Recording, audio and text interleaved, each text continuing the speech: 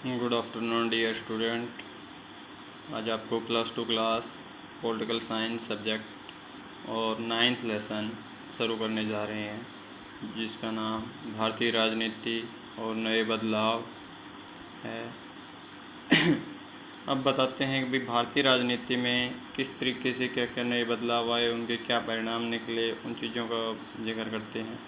तो सबसे पहले मैं आपको बात करता हूँ भारत में गठबंधन की राजनीति में अर्थ कि गठबंधन की राजनीति क्या होती है और उसका अर्थ क्या होता है। लगभग कह सकते हो कि स्वतंत्रता के बाद से 3-4 जो आम चुनाव हुए उनमें लगातार कांग्रेस का प्रभुत्व रहा। उसके बाद एक बार जो कह सकते गठबंधन पीछे सरकारें बनी, फिर उसके बाद जो बीजेपी की सरकार आई 1977 के बाद, जनता जिसका पहले नाम जनता पार्टी था, उसके बाद इन्होंने 1980 में बीजेपी भारतीय जनता पार्टी रखा है नाम उसका। तो इस तरीके से जो बदलाव हुए उन चीज़ों का जिक्र है।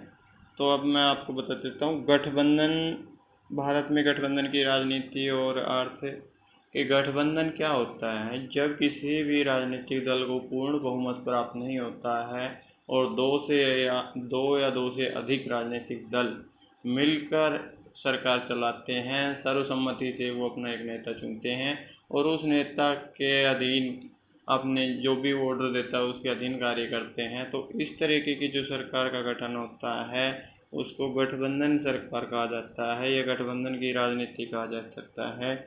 इनमें कई जो कह सकते हो कि मंत्रिमंडल वगैरह के निर्माण में या किस तरीके के जो अलग अलग चुनाव होते हैं, इनमें राजनीतिक दल बीच में होते हैं, नीतियाँ एवं कार्यक्रम लगभग समान होते हैं। तो इस तरीके से इनमें जब दो दलों का गठबंधन हो जाता है, दो या दो से अधिक, तो उनको राजनीतिक गठबंधन कहते हैं।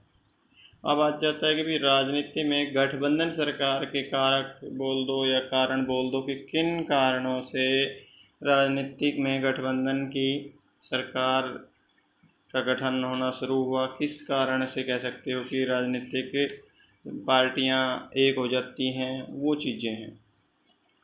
तो उसमें पहला कारण है, आपका लेके चलते हैं कि राजनीतिक दलों की उदासीनता। राजनीतिक दलों की उदासीनता से मीनिंग है कि जो भी राजनीतिक दल हैं, अधिकतर कह सकते हो ऐसे हैं जो हमेशा सक्रिय नहीं रहते, केवल चुनावों के समय में ही जनता के संपर्क में या जनता के बीच में आते हैं, उनके हालचाल पूछते हैं, किसान हैं उनकी समस्याएं सुनते हैं। जबकि जैसे चुनाव होने के बाद वो आम जनता से बिल्कुल कट जाते हैं, उनके भूल जाते हैं, उनकी समस्याओं का कोई समाधान नहीं होता। तो इस तरह की जब जनता के साथ बिहेव होता है तो उसके बाद जनता दूसरे विकल्प को तलाशने शुरू कर देती है और जिसके कारण ही दूसरे राजनीतिक दल अस्तित्व में आते हैं। उन कुछ सीटें मिल जाती हैं, किसी भी एक दल को पूर्ण बहुमत नहीं मिलता है और उसका ये कह सकते हो कि ये कारण भी है कि गठबंधन सरकार का एक अहम कारण है। नेक्स्ट पॉइंट है कि क्षेत्रीय दलों की बढ़ती भूमिका। क्षेत्रीय दल हो या कोई संस्था हो, किस तरीके से जो काम करती है। भारत में बहुत से राजनीतिक दल जो हैं विकसित हो चुके हैं, लगभग आपके 7 राष्ट्रीय राजनीतिक दल हैं और जो राज्य दल हैं वो लगभग 35 से 40 के बीच में हैं। तो इस तरीके से जो राजनीतिक दलों को एक बहुत बड़ी संख्या में रजिस्टर्ड हो चुके हैं चुनाव आयोग के पास। अब इसमें बताते हैं कि क्षेत्रीय दलों की संख्या क्यों बढ़ रही है। जो इन दलों की नीति एवं कार्यक्रम होते हैं वो बहुत अस्पष्ट कह सकते हैं, स्पष्ट नहीं होते हैं, जो जनता को आसानी से समझ में नहीं आते हैं ये। और क्षेत्रीय जो दल है अपने क्षेत्रों में राष्ट्रीय स्तर के दलों की जो पूरे देश में चुनाव लड़ते हैं उनका प्रभाव कम करने के लिए कुछ छोटे छोटे समुदायों पर अपना प्रभुत्व जमाने की कोशिश करते हैं। और जब वो अपने किसी छोटे छोटे, मान लीजिए किसी धर्म के आधार पर या जाति के आधार पर या फिर कह सकते हो कोई ऐसा राजनीतिक जो अमीर व्यक्ति हैं वो कुछ लोगों के ऊपर प्रभाव जमाता है समाज में किस तरीके, तो वो किसी एक पार्टी को सारे बहुमत न मिलकर या कह सकते हो स्पष्ट बहुमत न मिलकर सभी दलों को कुछ कुछ सीटें प्राप्त हो जाती है, जिससे किसी भी राजनीतिक दल को बहुमत प्राप्त नहीं होता है और मजबूरन फिर सरकार चलाने के लिए गठबंधन सरकार का गठन करना पड़ता है। ये कह सकते हैं क्षेत्रीय दलों की बढ़ती भूमिका भी गठबंधन सरकार की एक अहम कारण है। नेक्स्ट आपका पॉइंट है कि सामाजिक परिवर्तन का दौर। सामाजिक परिवर्तन का दौर से आप क्या समझ रहे हैं? सामाजिक परिवर्तन का दौर से मतलब है कि जो भी विशेष तौर पर समाज के जैसे आर्थिक मध्य वर्ग ले सकते हो, सामाजिक या राजनीतिक इस तरीके के जो काफ़ी परिवर्तन आए हैं, लोगों के पास किसी एक व्यक्ति के दबाव में नहीं रहते हैं, सभी को अधिकार राजनीतिक अधिकार प्राप्त हैं, अपनी स्वतंत्रता अपने अधिकार में अपने विवेकपूर्ण से किसी को भी पार्टी को मत दे सकते हैं। और जो कह सकते हो कि लगभग समाज कुछ जागरूक हुआ है, जो उन चीज़ों के कारण भी सामाजिक परिवर्तन आए हैं। पहले का सामाजिक दौर अलग था कि जब लगभग दैन्य स्थिति होती थी सभी की। आजकल पर समाज में या कह सकते हो देश में लगभग सभी जो समाज हैं वो मध्य वर्ग में या उच्च वर्ग में काउंट होते हैं। निम्न वर्ग वाले समाज बहुत ही कम संख्या में लोग रहते हैं। तो सामाजिक परिवर्तन का दौर जो है उसके कारण भी राजनीतिक प्रभावित हुई है। कई आर्थिक स्थिति के कारण मजबूत कह सकते हैं कि संगठन बनाए, जिन पार्टी बनाने के लिए खर्च वगैरह, चुनाव प्रचार के लिए इस तरीके के लोगों के पास पैसे हो गए तो सामाजिक परिवर्तन हो गया और फिर उन्होंने राजनीतिक दल वगैरह बना लिए जो कहीं ना कहीं राष्ट्रीय स्तर की राजनीतिक दलों पर प्रभाव डालते हैं और उनको पूर्ण बहुमत प्राप्त नहीं करने देते हैं। नेक्स्ट है राजनीतिक दलों का गिरता स्तर। राजनीतिक दलों का गिरता स्तर से है कि जो वर्तमान भारतीय राजनीति में राजनीतिक दलों का स्तर काफ़ी नीचे गिर चुका है। नीचे गिरने का मतलब है कि ये राजनीतिक दल अपने स्वार्थों की पूर्ति के लिए, अपने हित के लिए, सत्ता हासिल करने के लिए किसी भी व्यक्ति से मेल जोल कर सकते हैं, या कह सकते हो कि जो चुनाव के टाइम में एक दूसरे की बुराइयां करते रहते हैं, एक दूसरे की आलोचना करते रहते हैं।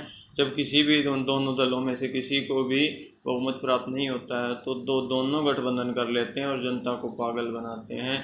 तो इस तरीके से भी कह सकते हो कि गठबंधन की सरकार वो काफ़ी चीज़ें स्तर गिर गया है, तो लोगों में विश्वास की कमी हो गई है, जिससे जनता किसी भी एक दल को कह सकते हो कि वो पूर्ण बहुमत नहीं देना चाहती है, क्योंकि एक निरंकुश शासक का रूप धारण कर लेते हैं जब किसी भी राजनीतिक दल को सत्ता प्राप्त हो जाते हैं, तो इसलिए वो किसी भी दल को पूर्ण बहुमत नहीं देते हैं। नेक्स्ट भ्रष्टाचार के कारण भी, कि जब राजनीति में जो लोगों का लालच है, कह सकते हो कि जो कुछ क्षेत्रीय दल हैं उनका गठन क्यों होता है कि वो सत्ता के लालची हैं, कि उनको जैसे कुछ पद मिल जाते हैं, किसी को डिपार्टमेंट मिल जाता है, उस तरीके से उनको आर्थिक स्थिति मजबूत करने के लिए, वो अपनी आर्थिक स्थिति अधिक से अधिक पैसा कमाने के लिए लोग राजनीति में आते हैं। तो इस भ्रष्टाचार के कारण भी कह सकते हो लोगों को राजनीति में गठबंधन करने के जो क्षेत्रीय दल हैं वो लगभग इसी कारण से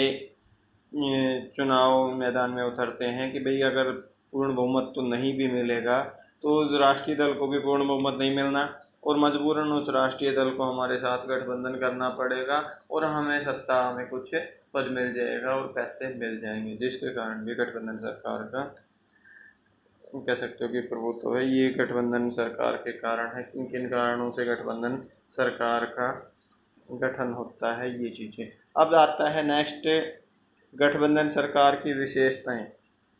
गठबंधन सरकार की विशेषताएं में है भाई गठबंधन सरकार होती है वो कैसी होती है, उसमें क्या क्या किस तरीके से काम किया जाता है या किस चीज़ों पे ध्यान दिया जाता है, वो चीज़ें हैं। अब इसमें वैसे तो मैंने नहीं किए यहाँ तो पॉइंट, लेकिन वैसे बता रहा हूँ आपको मोटे तौर पे एक पॉइंट कि जो सरकार बता दिया पहले मैंने कि 2 या 2 से अधिक दलों का एक मिलीजुली शासन प्रणाली होती है, वो गठबंधन सरकार की विशेषता होती है। नेक्स्ट आ जाता है कि राजनीतिक दलों में सर्वसम्मति से नेता का जो चयन किया जाता है या उसके नेतृत्व में जो गठन में सरकार गठित होती है ये गठबंधन सरकार का ही है। गठबंधन सरकार मुख्यतः न्यूनतम राजनीति में क्रम एवं समझौते में सभी राजनीतिक दल मिलजुल कर कार्य करते रहते हैं। इसमें आगे आपको बताया जाएगा कि किस तरीके से जब गठबंधन सरकार होती है तो उसमें हर दल के और लगभग कह सकते हो कि हर संप्रदाय के लोगों को शामिल करने की कोशिश की जाती है।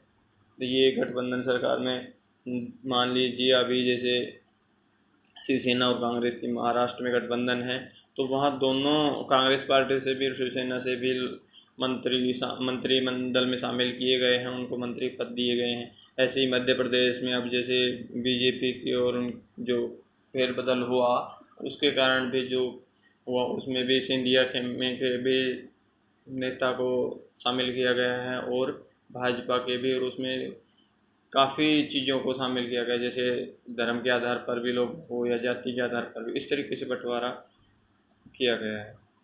तो गठबंधन सरकार में मिली जुले फैसले किए जाते हैं, दोनों दलों की सहमति से कार्य किए जाते हैं।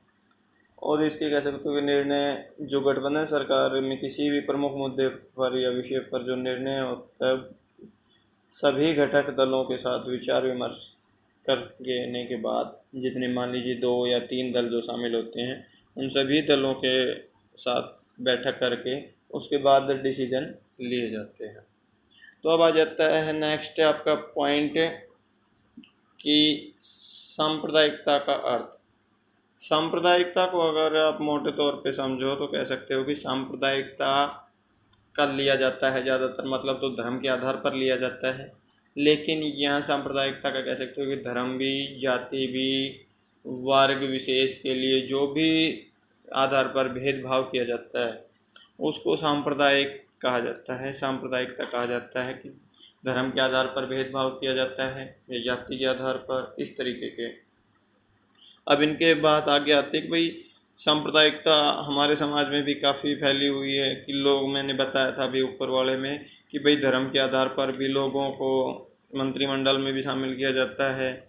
जो आजकल के चुनाव होते हैं उनमें चुनाव टिकटों का बंटवारा भी लगभग सांप्रदायिकता के आधार पर किया जाता है कि भाई किस क्षेत्र में किस धर्म या किस जाति के लोग बहुलता में हैं, अधिक रहते हैं, वहाँ पर भी उन्हीं के संप्रदाय के लोगों को टिकट दी जाती है ताकि उस अधिक से अधिक ही चांस होते हैं वहाँ से वो टिकट जीतने के, सीट जीतने के। तो इस तरीके से अब आता है कि भाई सांप्रदायिकता का जो अर्थ है वो हो चुका है एक दूसरे के प्रति भेदभाव या घृणा की भावना रखते हैं उनको सांप्रदायिकता। अब आता है कि सांप्रदायिक भारतीय राजनीति पर सांप्रदायिकता के प्रभाव, कि भारतीय राजनीति पर सांप्रदायिकता मतलब धर्म या जाति इनके आधार पर भेदभाव के क्या प्रभाव पड़े। तो इसमें कह सकते हो कि जो पहला पॉइंट आप लेके चलो कि धार्मिक दबाव समूह का गठन। धार्मिक दबाव समूह का गठन का कहने का मतलब है कि सभी धर्म अपने अपने संप्रदायों के या अपने अपने धर्मों के आधार पर धार्मिक दबाव समूह का गठन करते हैं, और ये धार्मिक दबाव समूह राजनीतिक दलों के साथ मिलकर सरकार की नीतियों को प्रभावित करते हैं, जैसे जमात इस्लामी या मुस्लिम यूनाइटेड फ्रंट, इस तरीके के जो राष्ट्रीय स्वयं सेवक संघ, हिंदू परिषद या सिख कोरम आदि हैं, ये जो अपने अपने धर्म के लोगों के लिए आवाज़ उठाते हैं और अपने अपने धर्म के लोगों के प्रति जो नीतियां बनाई जाती हैं उनमें हस्तक्षेप करते हैं धर्म के आधार पर। अब नेक्स्ट है कि धर्म पर आधारित राजनीति का विकास। धर्म पर आधारित राजनीति का विकास में है कि स्वतंत्रता के पश्चात में धर्म पर आधारित राजनीतिक दलों का बहुत तेज़ी से विकास हुआ। प्रत्येक राजनीतिक दल अपने हितों की पूर्ति के लिए धर्म का सहारा लेते हैं। जैसे सन 1980 में लोकसभा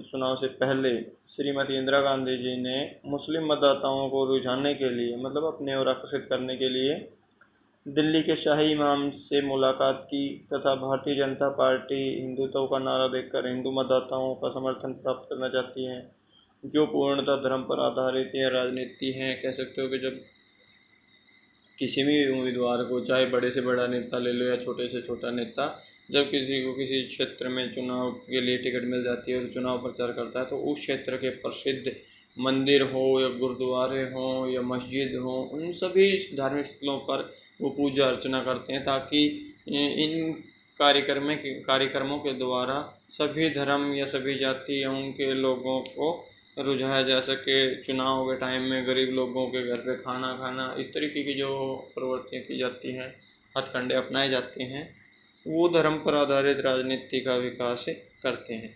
अवसरवाद की प्रवृत्ति का विकास है। अवसरवाद की प्रवृत्ति है कि भाई सांप्रदायिकता की भावना ने विभिन्न संप्रदायों में ऐसी भावना पैदा कर दी है कि जब जहाँ पर मौका मिलता है किसी दूसरे राजनीतिक दल या किसी के साथ में इस तरीके की जो कह सकते हो कि तटस्थता या अलगाववाद की प्रवृत्ति जन्म दे दिया है उन्होंने, क्योंकि इन संप्रदायों में लोग ऐसा अनुभव करते हैं कि सरकार उनके हितों की रक्षा नहीं करती है। क्षेत्रीय राजनीति अपने स्वार्थों की पूर्ति के लिए किसी संप्रदाय विशेष के साथ ही हो जाते हैं, जो एक विशेष समुदाय के साथ या क्षेत्र के साथ, जिसके कारण देश के प्रति अलगाववाद की प्रवृत्ति बढ़ने लगती है। कहने का मतलब कि भाई जब किसी एक क्षेत्र के ऊपर लोगों का अधीन होता है तो वो आपके पहले भी पढ़ चुके हो कि क्षेत्रवाद की भावना किन कारणों से पनपती है। किसी विशेष क्षेत्र के कारण, या तो असमान विकास के कारण, या वहाँ लोगों को भड़काया जाता है कि भैया ये सरकार आपके हित के लिए कार्य नहीं कर रही है, आप उनके लिए कुछ नहीं करते। तो इस तरीके से उनमें एक हीन भावना पैदा की जाती है। तो ये आता है कि अवसरवाद की प्रवृत्ति, और वो सिर्फ इसलिए करते हैं कि जो धर्म या जाति कुछ भी लगा लो, वो सिर्फ अपने सत्ता हासिल या अपने को अच्छे पैसे मिलने के कारण करते हैं। भाई मुझे अच्छा प्रलोभन मिल जाता है, या उनको कोई अगर राजनीतिक दल से या चुनाव जीते हैं तो मंत्री पद लेने के लिए इस तरीके से करते हैं। मंत्रिमंडल में भी सांप्रदायिकता का प्रभाव, ये भी मैंने जिक्र किया था कि मंत्रिमंडल वगैरह का गठन हो या कोई उच्च पद हो, इस तरीके में जब कोई भी राजनीतिक दल होता है वो अपने मंत्रिमंडलों का गठन इस तरीके से करता है कि कोई भी संप्रदाय या समाज या वर्ग उनसे नाराज ना हो। जैसे वो सिख को भी अपने मंत्रिमंडल में शामिल करता है, हिंदुओं को भी, मुस्लिम नेता को भी, और यहाँ तक कि वो जैसे कास्ट वाइज आ जाते हैं तो उस उच्च कास्ट को या निम्न कास्ट को, दलित कास्ट कह सकते हो, उनको सभी में से एक शामिल करना चाहते हैं। जैसे यहाँ तक कि अब एग्जाम्पल बीजेपी देती है कि हमारे देश का प्रधानमंत्री जो है वो भी दलित समाज से ही है।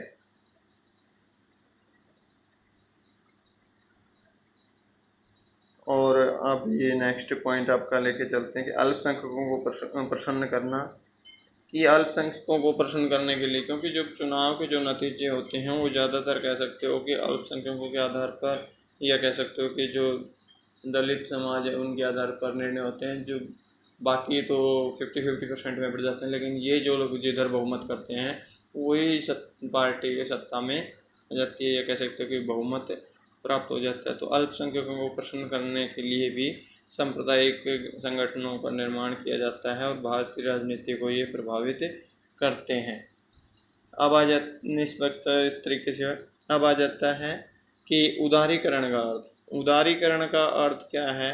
उदारीकरण का अर्थ है कि जब एक दूसरे देश के साथ में जो व्यापार किया जाता है, निवेश किया जाता है, उसके ऊपर जो प्रतिबंध लगे होते हैं उनमें अनावश्यक प्रतिबंधों को हटाना, जो ज़रूरी हैं वही प्रतिबंध या टैक्स वगैरह लगाए जाते हैं, ताकि दूसरे देश से जो भी निवेश वगैरह किया जाए उसका अधिक प्रभाव न पड़े और वो हमारे देश में निवेश कर सकें। तो उदारीकरण का मतलब है कि अनावश्यक प्रतिबंधों को हटाना, निवेश पर जो लगे प्रतिबंध है अनावश्यक प्रतिबंधों को हटाना। उचित प्रतिबंध फिर भी लगे रहेंगे, बिल्कुल फ्री नहीं होगा, उचित प्रतिबंध फिर भी लगे रहेंगे, लेकिन जो अनावश्यक है वो हटा दें। कहने का मतलब कि जब अगर एक लोन लेने की प्रक्रिया है वो काफ़ी जटिल है तो उसके काफ़ी नियमों में छूट दे दी जाती है, और कुछ नॉर्मल डॉक्यूमेंट ही मांगे जाएँ तो वो कह सकते हो कि आसान हो जाती है प्रक्रिया। इसी तरीके से एक देश से दूसरे देश में निवेश करने की प्रक्रिया पर जो अधिक जटिलता है उसको कम करके आसान कर दिया जाता है। ये उदारीकरण ही कहलाता है।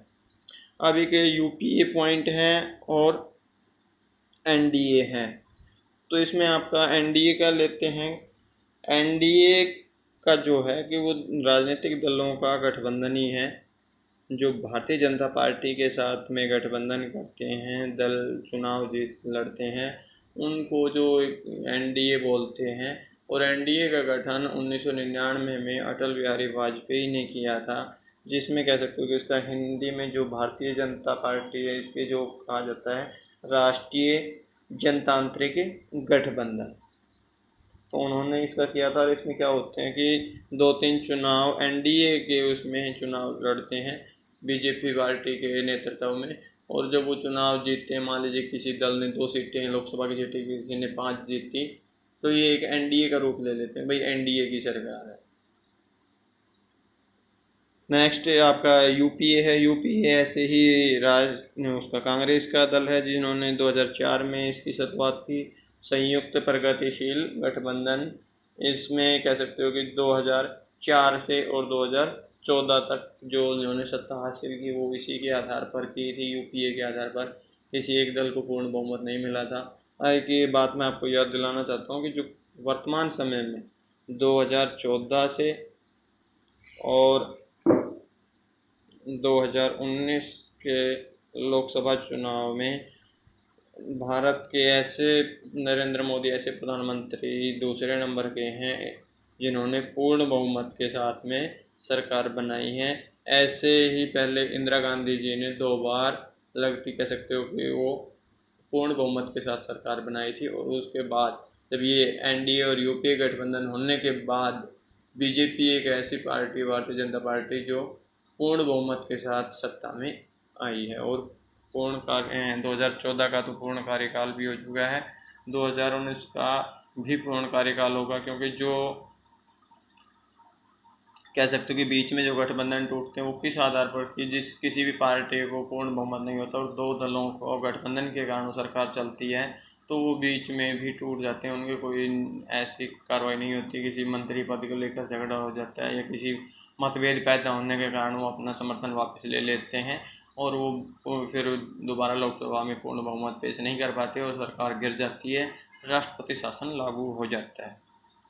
तो इस तरीके से इनका ये उदारीकरण था। सांप्रदायिक आधार पर भारतीय राजनीति और नए बदलाव की क्या क्या हैं, गठबंधन किस तरीके से किया जाता है, ये चीज़ें थी। धन्यवाद।